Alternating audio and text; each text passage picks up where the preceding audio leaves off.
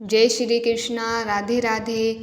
ज्येष्ठ मास महात्म्य का 24वां अध्याय, जिसमें हम सत्यवान सावित्री की कथा के बारे में और जानकारी प्राप्त करेंगे। स्कंद जी कहने लगे कि हे ऋषियों, व्यास जी राजा युधिष्ठिर से बोले कि हे भारत, इसके पश्चात मद्रराज अश्वपति और नारद ऋषि का समागम हुआ। कथा के योग से राज्यसभा में नारद जी बैठे थे। उसी समय राजकन्या सावित्री मंत्रियों के साथ समस्त तीर्थ आश्रमों में जाकर पुनः अपने घर वापस आई। नारद ऋषि के साथ अपने पिता को स्थित देखकर सावित्री ने दोनों के चरणों को छूकर नमस्कार किया। नारद जी ने राजा से कहा कि हे नृप, तेरी ये कन्या कहाँ गई थी, कहाँ से आई है और आप इसका विवाह क्यों नहीं करते? राजा अश्वपति बोले कि हे देव ऋषि नारद जी, मैंने इसको इसी काम के लिए भेजा था, वही कार्य ये करके आई है। सो आप कृपा करके इसके उस कार्य को सुनिए। इसने जिस व्यक्ति को पति के रूप में वरा है, जब पिता ने विस्तार पूर्वक कहने के लिए कहा, तब वह कन्या देव वचन का अवलंबन करके बोली। सावित्री बोली कि शाल्व देश में धर्मात्मा द्युमत सेन नाम वाला क्षत्रिय राजा हुआ। वह राजा देववश अंधा हो गया। उस बाल पुत्र से युक्त नेत्रहीन बुद्धिमान उस राजा द्युमत सेन के राज्य में छिद्र मिलने पर पूर्व के बेरी उसके देश के समीपवर्ती राजा ने हरण कर लिया। तब वह द्युमत सेन अपने बाल पुत्र और स्त्री सहित वन को चला गया और वह महावीर बड़े वन में जाकर तप करने लगा। उसका लड़का पुरी में ही उत्पन्न हुआ था, परंतु वन में जाकर बड़ा हुआ। वहाँ वह सत्यवान नाम से प्रसिद्ध है, उसी को मैंने वरा है।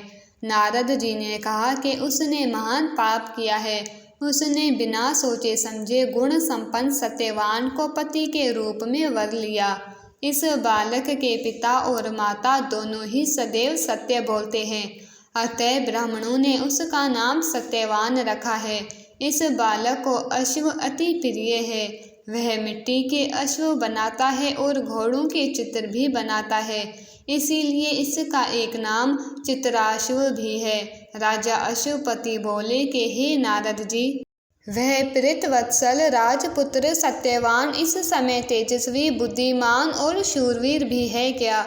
नारद जी बोले कि हे राजन, वह सूर्य के समान तेजस्वी, बृहस्पति के समान बुद्धिमान, इंद्र के समान शूरवीर, पृथ्वी के समान क्षमाशील है, तथा वह राजपुत्र दाता ब्राह्मण वीर्यवान रसवान उदार और प्रिय दर्शन है। वह दानवीर में इस समय अपनी शक्ति राजा रंतिदेव के समान, उष्णीर पुत्र शिवी के समान ब्रह्मणीय और सत्यवादी है। वह बलि द्युमत सेन ययाति के समान उदार, चंद्रमा के समान प्रिय दर्शन, रूप में अश्विनी कुमार के समान है। वह दांत तप कलेश का सहनशील, मृदु यानी सुकुमार, शूर, सिद्ध, जितेंद्रिय और तपशील का निधि है। अश्वपति बोले कि हे नारद जी, आप उस बालक को समस्त गुणों से युक्त कहते हैं। यदि उसमें कोई दोष हो तो वह भी आप मुझसे कहिए। नारद जी बोले कि हे राजन, उसके सब गुणों को दबा देने वाला एक ही दोष है और दूसरा कोई नहीं है। वह दोष है कि वह क्षीण आयु सत्यवान आज से 1 वर्ष बाद शरीर त्याग देगा। राजा अश्वपति ने कहा कि हे सावित्री, हे शोभने, इधर आओ और दूसरे पति को वरने जाओ।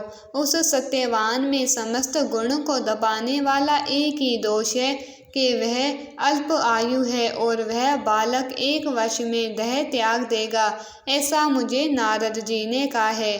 सावित्री कहने लगी कि हे पिताजी, राजा लोग एक बार ही बोलते हैं और पंडित लोग एक बार ही बोलते हैं, तब कन्या एक बार ही वरती है।